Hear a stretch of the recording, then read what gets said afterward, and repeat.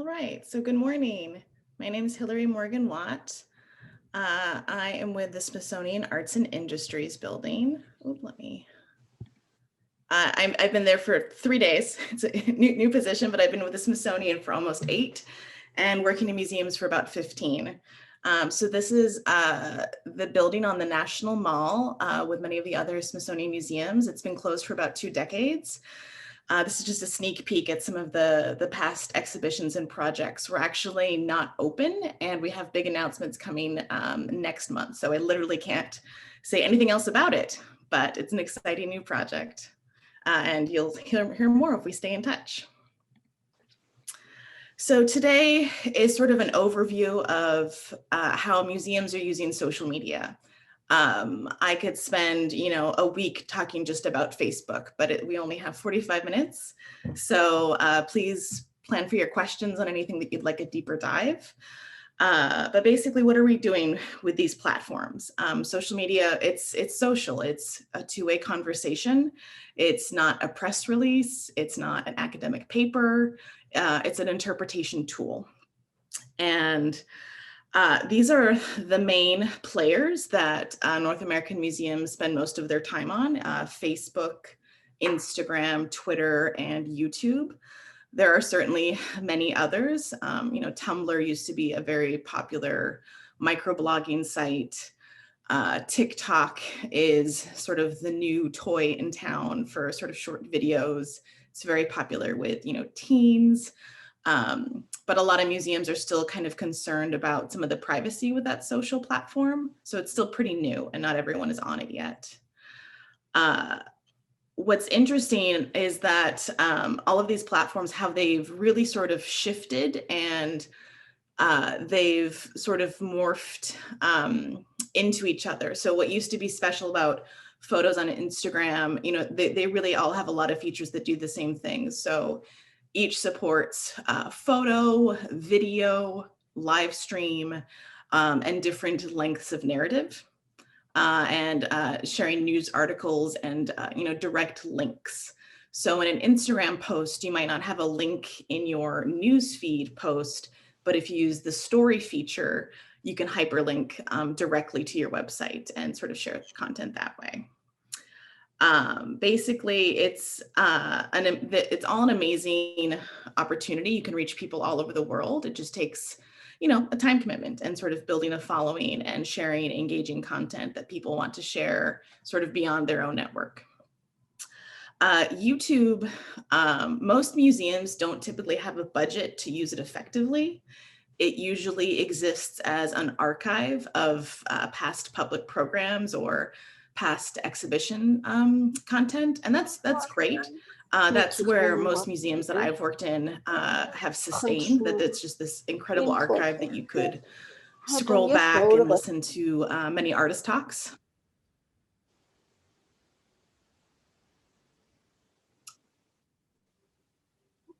Okay. Just let me know. Sorry about that.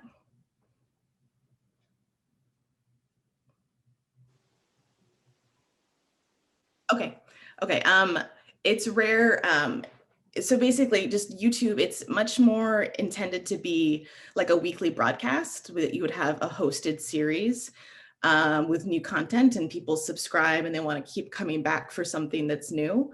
Most museums aren't quite there in terms of a budget to sort of sustain that. So either approach, it's different. You'll still get views for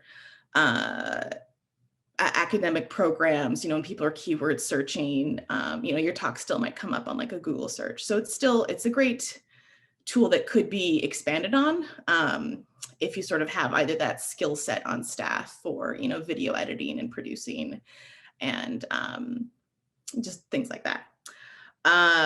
There's been so many changes in even the last 8 months with these platforms, basically with the world in quarantine, that the social platforms have sort of adapted to newer lifestyles. So even just within the last 2 weeks, there's changes to Facebook. What used to be, 2 years ago, if you had a Facebook event, it would just exist as like a calendar reminder. And then it sort of adapted to, you could have a scheduled live stream that would be part of the calendar reminder. And so when people would log in, they'd get, you know, the notification that, oh, this live stream is starting in an hour. And now there's even more features. So basically, you used to have to pick a date and a location, but no one's going anywhere in quarantine. So now you can, you know, simple things like clicking that the event is happening online makes a big difference. Or within the last 2 weeks, the latest thing is that they're going to roll out, you can list an event, but now you can list it as a class, which is really common for museums. It's going to be, you know, a lesson for, you know, craft or a new technique. It's just great to sort of see those shifts.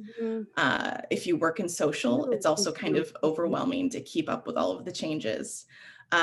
Twitter, within the last few months, adopted a feature that they're calling fleets. And that's basically like Instagram stories, which also basically adapted the format of Snapchat. So they all blend together. It's a constantly sort of chaotic, changing, exciting opportunity to stay in touch with. So what museums are, oops, one back, okay. The greatest strength for museums to be on social is to sort of be that welcoming voice of the brand. Think of it as, you know, the online text version of someone who works in visitor services, someone who greets visitors, makes them feel welcome and excited about, you know, what they're going to learn with you. So for the social presence, this is basically the key as to why someone's going to follow you online and why they're going to stay engaged. A really great exercise, if this is sort of a newer concept for your museum, is to think of, if your brand was a person, you know, what would they sound like? You know, how old might they be? You know, where do they live in town? You know, sort of all those attributes that you might think of a person that you really want on staff, you know, that those attributes can kind of be teased out a little bit into the voice online. So this is just a little screenshot of a Twitter encounter from the Smithsonian. And, you know, someone's talking about using their sources and art scrolling. It's just sort of making a joke about, you know, how we scroll on the internet and you're constantly looking through your news feed. And this person was focusing just on art. And Smithsonian kind of made a joke about it's better than doom scrolling, which is like a common term of when you just, you know, spend hours online and just read and read and read until you're kind of bummed out. I'll have some examples on the other slide, but everything that we recommend that works really well is sort of, you know, conversational, just like you would expect from, you know, someone giving a tour in a museum, someone who's there, who's passionate, who's, you know, excited to, you know, talk about this content with you. That's what we really recommend for an online presence. Oops. Okay, so here are two screenshots from some other museums that we follow and interact with. On the one side, you can see that someone visited, you know, brought their family, shared a favorite artwork, and, you know, the museum actually wished them happy birthday. On the other image, it's someone repurposing a historic image that I think is from the open digitized files from the Field Museum, and they made sort of a pun. We celebrate. He just sort of used a bit of humor. Humor isn't necessarily required, but sort of that welcoming excitement, it really makes the difference of, you know, standing out amongst your peers and why someone would sort of continue to have that online relationship with you. Sometimes it's text and it's phrases, sometimes it's using emojis. And you can look at just other museums to sort of see how they interact. And sometimes it changes per platform. Sometimes people are maybe a little more serious on Twitter, but on Instagram, how a museum might interact, they'll use a lot more of the emojis, the little icons with, you know, smiley faces and hearts. It just sort of depends on the tone of the platform. Oops. Okay, so how do we take all of our museum content and kind of break it down for social media? Basically, everything that you're already doing is an opportunity for storytelling. So for exhibitions, there's sort of that whole arc of something that's new, so there's the buildup and, the teasers of what the new thing that's coming. That can be in, photos or video if you have it, but sort of building up to the moment of the opening. And then there's the opening, and then there's how do you sustain it? And basically, repurposing your content, which we're going to come back to in a minute, but everything that's in there, you get to sort of slowly roll out on social media. And how can you amplify? So if you have exhibition text and a narrative, you're pulling out pieces of that to share online with your audiences. And every specialist who worked on that exhibit is an opportunity to feature that staff member and sort of tell their unique story. So it can be, the collections manager and how they worked with objects. It can be the librarian and how they worked with the curator preparing research materials. There's a lot of touch points. New research is obviously always great to announce. Collection highlights, what's on view, what's not on view. Anything behind the scenes is always the best. It's just special and people just go nuts. Audiences love to see, collection storage. So this is an example with Esther from the National Museum of Natural History showing platypus specimens. And this was for a campaign actually about all things eggs for Easter. And at the Natural History Museum, so platypi, they lay eggs. They're one of the few mammals that do. And the campaign was basically all the touch points of eggs. So there was the mammals that lay eggs, birds' eggs and how they're naturally camouflaged, depending on the environment that they're in, and on and on and on. So just really interesting ways to sort of make larger connections across content.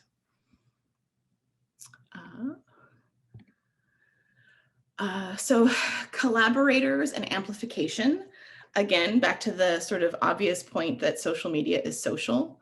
Whenever you can have other people on your side to help tell your story, to be your cheerleaders, to be your partners, that's really great. Basically, all boats rise together.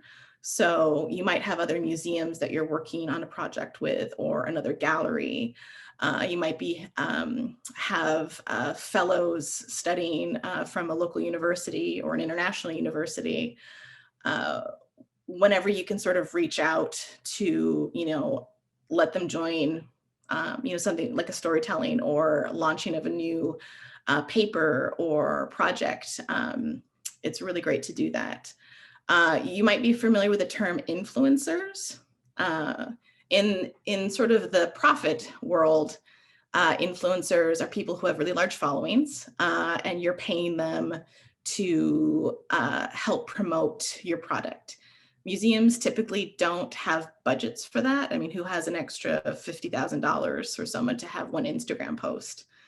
It's unlikely for any museum. So I like to think of them as cultural ambassadors. And that's just people who know your museum, know your collection, love you. They probably visit and talk about you online already, and sort of reaching out to them to sort of bring them into like more of an inner circle is just a really great way to help grow your following and help have other people basically say really nice things about you online. And sort of that, since there's no money exchange, it's much more about just relationship building. And a great way to do that is having social meetups. So this is a photo from the Natural History Museum when I used to work there. And the mixture of the group, we held an open call so people could sign up for an opportunity to visit the whale collection with our whale specialist.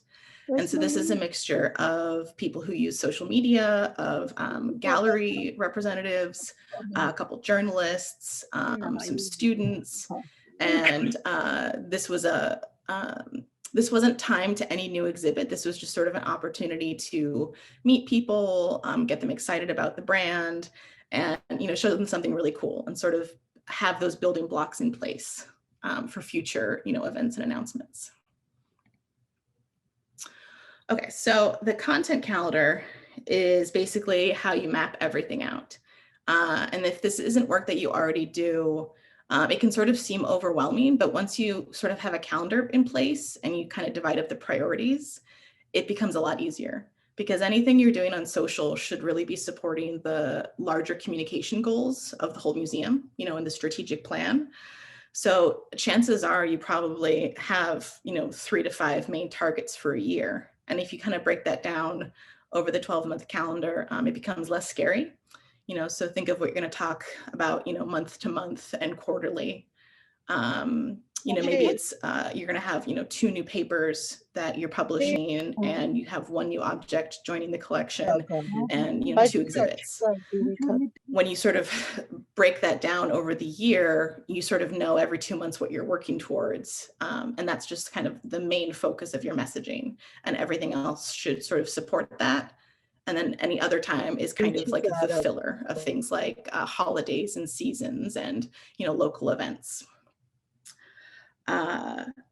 Holidays and historic dates are a really easy hook because it's what people like. It's sort of comforting to know, you know, on this day in history, such and such happened, or people, it's just a natural hook. And often other museums and cultural entities are going to talk about it anyway. So you're already joining a topic that already exists. So something really simple like, oh, sorry, I don't have to check my chat.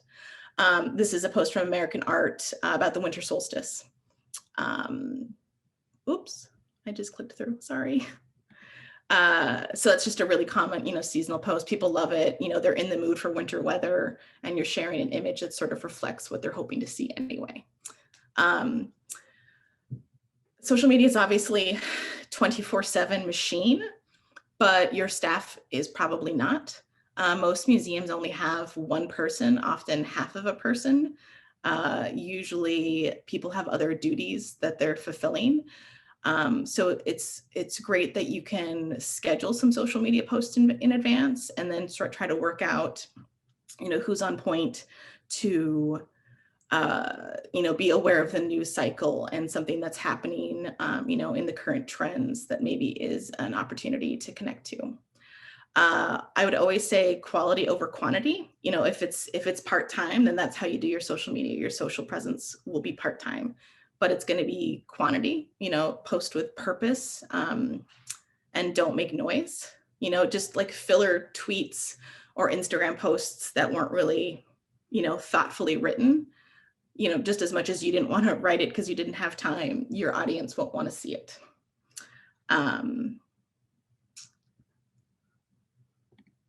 So thinking about how to repurpose your content, this is regardless of having a full-time staffer or part-time staffer. It's just a smart way to work. So this is just a photo from an infinity mirror room of the artist Yayoi Kusama. And we did an exhibition when I was at the Hirshhorn Museum in 2017. But a way to think about it is one short video clip, 1 20-second video clip, you know, from a smartphone, not even any, you know, elaborate equipment, all the places it's going to live and continue to work for you. So basically it can be content for the exhibition trailer, and then you can make a second trailer that has like a curator voiceover speaking with the artwork. It's going to be in your press materials that you can send out to press, and it'll be in their stories. It's going to be on social media. Basically, anytime you want to talk about that artwork, you know, there's the lead up to the exhibit, there's the opening of the exhibit, there's during the exhibit. You know, when you sprinkle that in with your other content, you're probably going to use it a couple times during that period. It's going to be in education lesson plans. It's going to look really great on your website homepage as like a banner. It's going to go out in fundraising emails, you know, the shiny, beautiful artwork as you're trying to ask for money. At the end of the year, video content or just images from important programs are always going to, or an option is like a wrap-up video. It's always really great as sort of a thank you for the, you know, the year with us. It's going to go in the collection record. It's going to go in your archive. You can send it to your partners.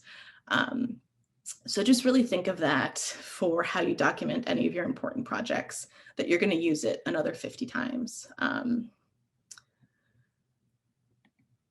Another way to sort of think about your content is that any social media post about an object, it's not the entire history of it. It's just one snapshot that you're trying to sort of share that day. So one of your objects, you can talk about it 20 different ways. You can talk about, what you're visually seeing and sort of the materials. You can talk about the biography, the history of it, the cultural connections, where this fits in history. So this is a contemporary sculpture by Janine Antoni. It's a self-portrait. And one bust is made of chocolate, one bust is made of soap. And so the title is Lick and Lather. So she licked the chocolate and she bathed with the soap.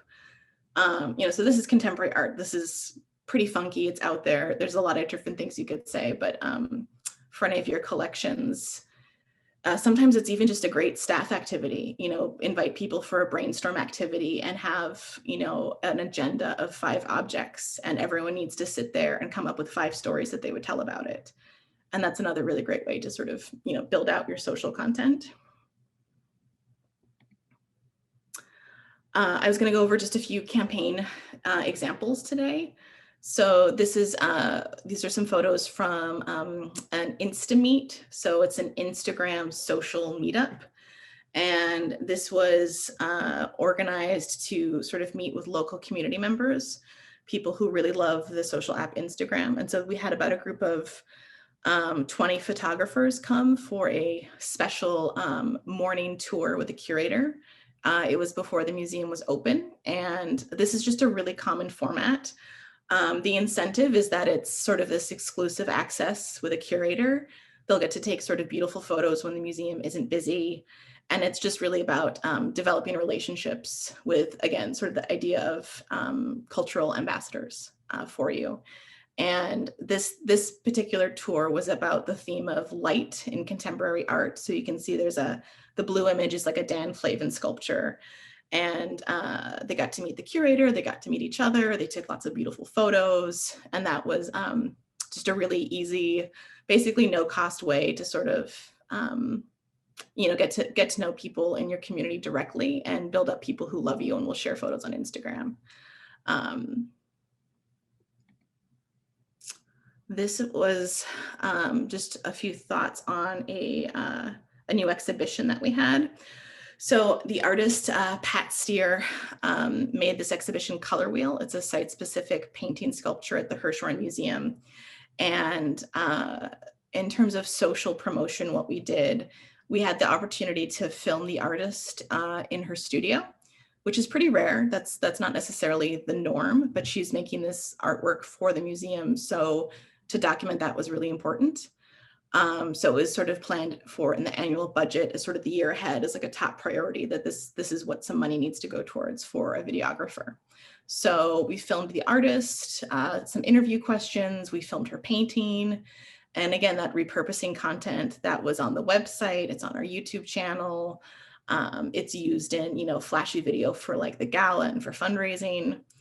And then in the other image, this is a photo from a morning preview. It was, again, sort of that first look preview with Instagram photographers.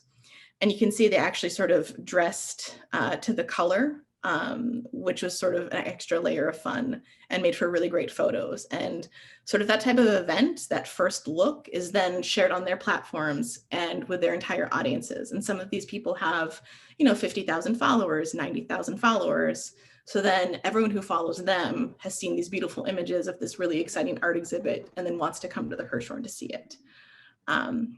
So that's just always a very recommended strategy. Okay, I wanted to touch a little bit on pandemic, because basically many of us have been in quarantine. Our museums have been closed for what's coming up on a year, and sort of how museums have been dealing with that. For anyone who works in social at these museums, your day-to-day hasn't necessarily shifted that much because you post online anyway, and now you're just doing more of it. But the tone and the content has certainly shifted. I've chosen these screenshots for a few particular hashtags. So the sunflower, you'll see, it's an artwork by Georgia O'Keeffe, but you'll see the hashtag is Museum from Home. That was sort of a new international museum tag of basically we're all at home and museums are trying to share content that's sort of calming, uplifting, joyful, and sort of recognizing that we're stuck at home in apartments and houses with family and everything's loud and noisy. And what can we share that will sort of address that and attempt to offer some of the peace that a visitor might get in the space. Liz, I can't see my chat, so if I'm going over, please let me know. Will do. You're in good shape. Thank you. Okay. Then the hashtag Museum Moment of Zen is another great tag, and these are still active. So any work that you're doing, you could see this online and you could join that conversation. We're hoping that audiences will sort of click that tag and then see more. So Museum Moment of Zen was much more about something that will offer, again, sort of more calming, peaceful, meditative. And I like what this example from the Columbus Museum of Art did, that they not only shared an artwork that is calming and peaceful, but they actually sort of made a suggestion of a breathing exercise that you could do with it. Then the third example is a larger initiative that I worked on with the New York Historical Society. And it was this campaign that really went viral on Twitter. The concept was simple of, you share bouquets of flowers, for people, friends and family to either celebrate or commemorate or to offer sympathy. And what could the online version of that be? And we decided that museums could basically share flowers in their collection as a bouquet. And so it started with museums sending flowers to each other. So this is a screenshot of a Tiffany lamp at the New York Historical Society. And it was really open to everyone. And it started with people sharing, artworks of flowers, and then, scientific museums sending images of specimens, botany specimens, flower specimens, and then everyone got involved. So, textile museums were sharing, if there was a design on, a scarf or a blanket that had a flower, and it grew and it grew, and audiences started, using museum collection items to send them to each other, and then just kept growing. And basically what was started as like a one-day Twitter campaign became sort of a 3-week viral campaign with entries all over the world, thousands and thousands of entries.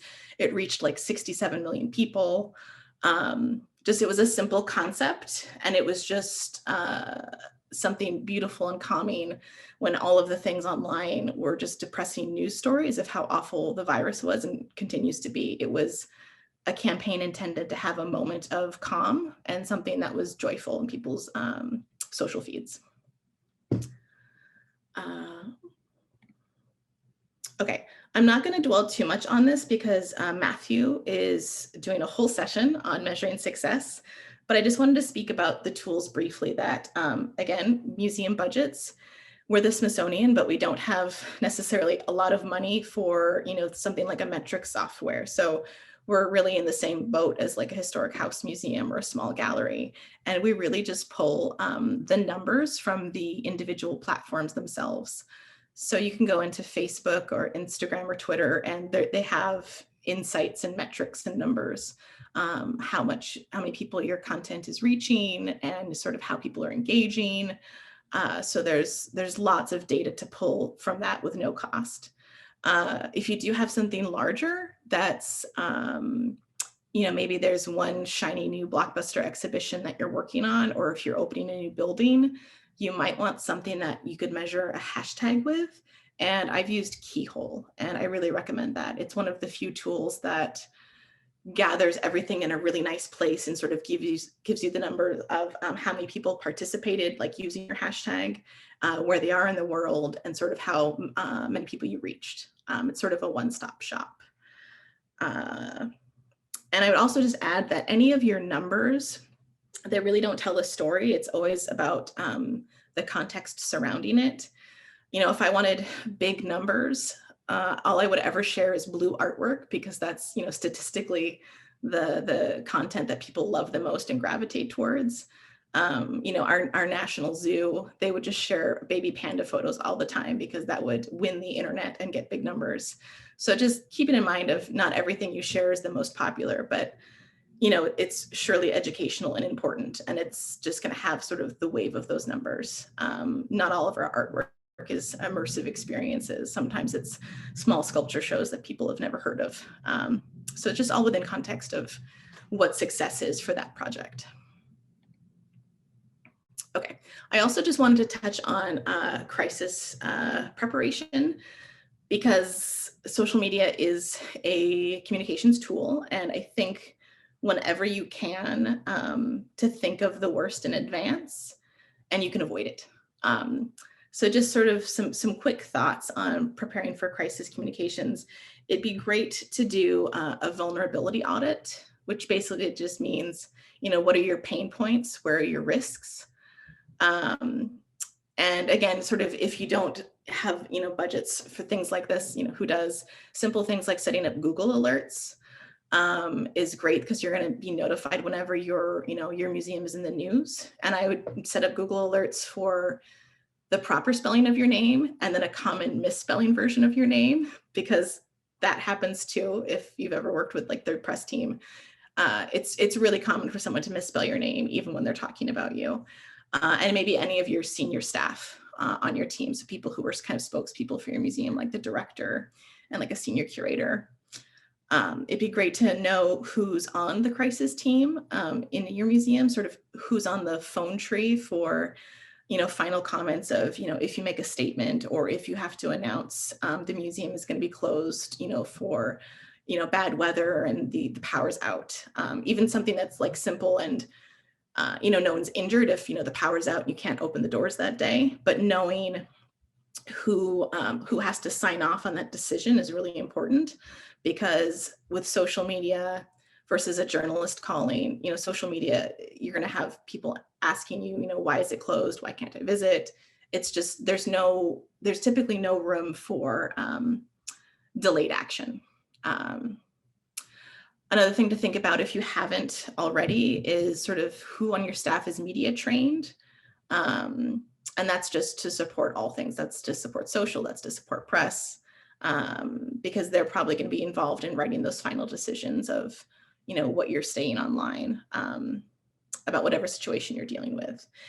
And again, just basically, especially if we're in quarantine and you have some extra time on your hands, drafting any of your statements so you have sort of a touch point to start with. Just, you're saving yourself some time.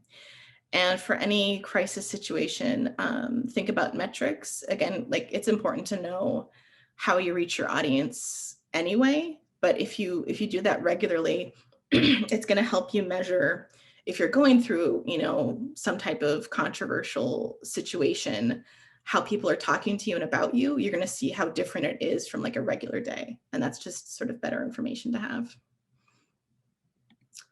And this is just a sample checklist if it's helpful. Sometimes if you're working in social, people might say negative things, and, you know, a senior curator might, you know, see it and think, oh my gosh, we have to release a statement.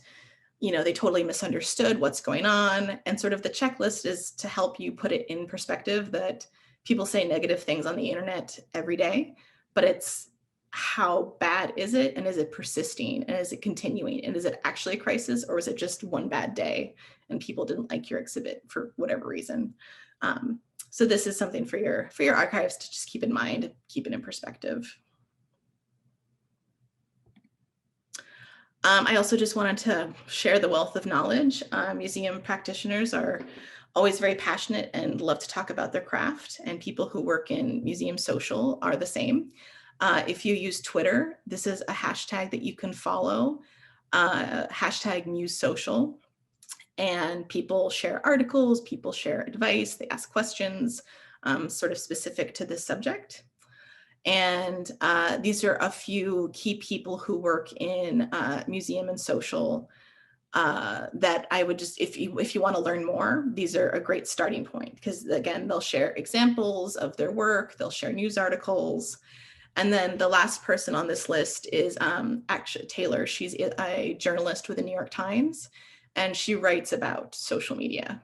So basically any cutting edge, new update, feature, trend, they're going to be writing about it. So if you missed the boat and you check their Twitter feed, you're going to see what the latest is. And that's what I do.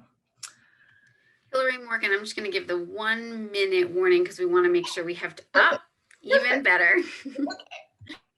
So I apologize, it's very condensed, but I'm happy to answer questions or I could talk about more campaign samples if that would be helpful.